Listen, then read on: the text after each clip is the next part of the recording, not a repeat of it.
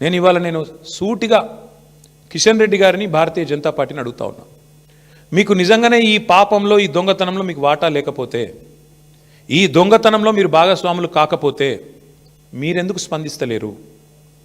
సింగరేణి అంటేనే ప్రభుత్వ రంగ సంస్థ, 51% రాష్ట్ర ప్రభుత్వానిది, 49% కేంద్ర ప్రభుత్వానికి వాటా. మరి మీకు ఇలా వాటా లేదా? మీరు ఏ రకంగా ఇట్లా ఓపెన్గా మొత్తం భారతదేశంలో ఎక్కడన్నా ఎక్సెస్ టెండర్లు అవుతున్నాయండి?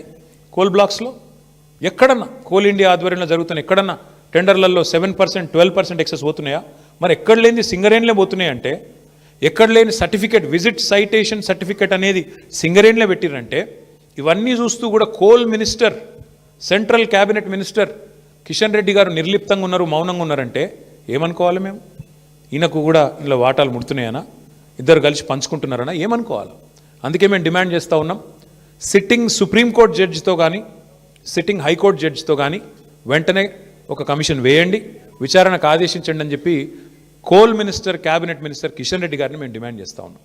మీరు కేంద్ర ప్రభుత్వంలో ఉన్నారు కాబట్టి మీరు రాయొచ్చు డైరెక్ట్గా లెటర్, మీరు రాయండి, సుప్రీంకోర్టుకు రాయండి, సీజేకి రాసి ఇట్లా కుంభకోణం జరిగింది సింగరేణిలో, అక్కడ సెంట్రల్ గవర్నమెంట్ వాటా 49% ఉన్నది, ఇలా సింగరేణిని ఇష్టం వచ్చినట్టుగా దుర్మార్గంగా కొంతమంది చెరబట్టినారు, వెంటనే ఇందులో లోతుపాతులు చూడాలని చెప్పి ఈ సైటేషన్ సర్టిఫికేట్ ఎందుకు పెట్టినారు, ఇదివరకు మైనస్లో పోయిన టెండర్లు ప్లస్లకు ఎందుకు వచ్చినాయి, అలా సడన్గా ఇదివరకు అడ్రస్ లేని సృజన్ రెడ్డికి కాంట్రాక్ట్లు ఎట్లు వస్తున్నాయి, ఇవన్నీ బయటపడాలంటే, దొంగలు దొరకాలంటే సిట్టింగ్ జడ్జితో, సుప్రీంకోర్టు సిట్టింగ్ జడ్జితో న్యాయ విచారణ జరగాలి అని మేము డిమాండ్ చేస్తూ ఉన్నాం మా పార్టీ తరఫున.